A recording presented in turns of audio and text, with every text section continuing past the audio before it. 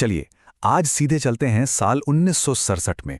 ये वो साल था जब भारत के तीसरे राष्ट्रपति डॉक्टर जाकिर हुसैन ने एक ऐसा भाषण दिया जिसकी गूंज आज तक सुनाई देती है।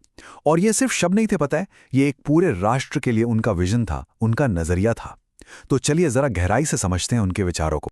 अपने भाषण की शुरुआत में ही उन्होंने ये दिल को छू लेने वाली बात कही। और देखिए, ये कोई खोखला नारा नहीं था। असल में यही तो उनके पूरे भाषण की नींव थी। एक ऐसा विचार जो हर भारतीय को एक परिवार की तरह एक साथ जोड़ता है।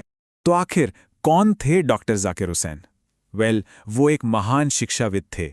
एक ऐसे इंसान जिन्होंने भारत के सबसे ऊंचे पद को भी बड़ी ही विनम्रता के साथ स्वीकार किया। उनका पूरा जीवन बस दो ही चीजों को समर्पित था, शिक्षा और सेवा। हैदराबाद में जन्मे थे, एक महान स्वतंत्रता सेनानी और जाहिर है एक बहुत बड़े शिक्षाविद भी। और ये भी जानना दिलचस्प है कि राष्ट्रपति बनने से ठीक पहले वो बिहार के राज्यपाल के तौर पर भी काम कर चुके थे। और सच कहूं तो शिक्षा के प्रति उनका यही जो गहरा लगाव था वही उनके विचारों की असली चाबी है। उनकी ये बात, ये जो उन्होंने कहा, ये उनके चरित्र के बारे में बहुत कुछ बताता है। देखिए, उन्होंने राष्ट्रपति पद को कभी भी शक्ति का प्रतीक नहीं समझा। उनके लिए ये एक जिम्मेदारी थी, एक ऐसी जिम्मेदारी जिसे पूरी लगन और समर्पण के साथ निभाना था। डॉक्टर हुसैन का ये मानना था कि अगर हमें एक मजबूत भविष्य बनाना है तो सबसे पहले अपने अतीत, अपनी विरासत का सम्मान करना होगा। क्योंकि सोचिए, किसी भी देश की नींव उसकी विरासत पर ही तो टिकी होती है ना? इसी सोच के साथ उन्होंने उनसे पहले जो राष्ट्रपति थे डॉक्टर एस राधाकृष्णन, उनकी बहुत तारीफ की। उन्होंने बताया कि कैसे डॉक्टर राधाकृष्णन अपने साथ प्रेसिडेंसी में ज्ञान और अनुभव का एक पूरा खजाना लेकर आए थे। और ये बात दिखाती है कि वो लीडरशिप की निरंतरता का कितना सम्मान करते थे। डॉक्टर हुसैन के लिए इतिहास सिर्फ किताबों में लिखी पुरानी कहानियां नहीं था। नहीं, वो मानते थे कि हमारा अतीत, हमारा पास्ट एक जिंदा, एक डायनामिक शक्ति है। एक ऐसी शक्ति जो हमारे आज को और हमारे आने वाले कल को लगातार हर पल एक आकार देती रहती है। तो फिर यहाँ एक सवाल उठता है ना, कि अगर हमारा अतीत इतना ही शक्तिशाली है तो फिर कोई भी देश आगे कैसे बढ़ता है, खुद को नया कैसे बनाता है? डॉक्टर हुसैन के पास इसका एक बहुत ही साफ और सीधा जवाब था। और वो जवाब था शिक्षा। जी हां, उनके लिए देश को नया बनाने का, उसे रिन्यू करने का सबसे बड़ा जरिया अगर कुछ था तो वो थी शिक्षा। उन्होंने एजुकेशन को एक ऐसे औजार, एक ऐसे टूल के रूप में देखा जो पूरे देश के चरित्र को आकार देता है। उनके हिसाब से शिक्षा का असली काम सिर्फ किताबी ज्ञान देना नहीं है, बल्कि देश की संस्कृति और उसके चरित्र को लगातार नया करते रहना, उसे विकसित करते रहना है। एक तरह से कहें तो ये देश की आत्मा को सींचने जैसा है। उनका ये विश्वास बिल्कुल अटूट था।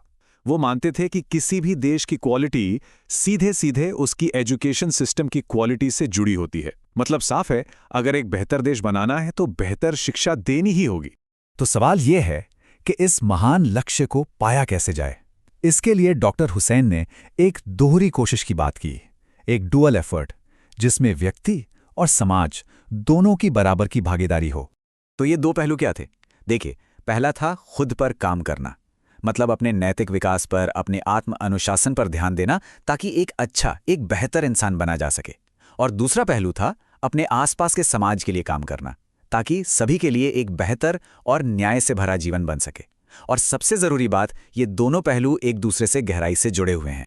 और ये सिर्फ कोई फिलॉसॉफिकल बात नहीं थी, ये एक देश बनाने का प्रैक्टिकल तरीका था। सोचिए, जब लोग खुद को बेहतर बनाते हैं तो जाहिर है वो समाज की सेवा भी बेहतर तरीके से कर पाते हैं।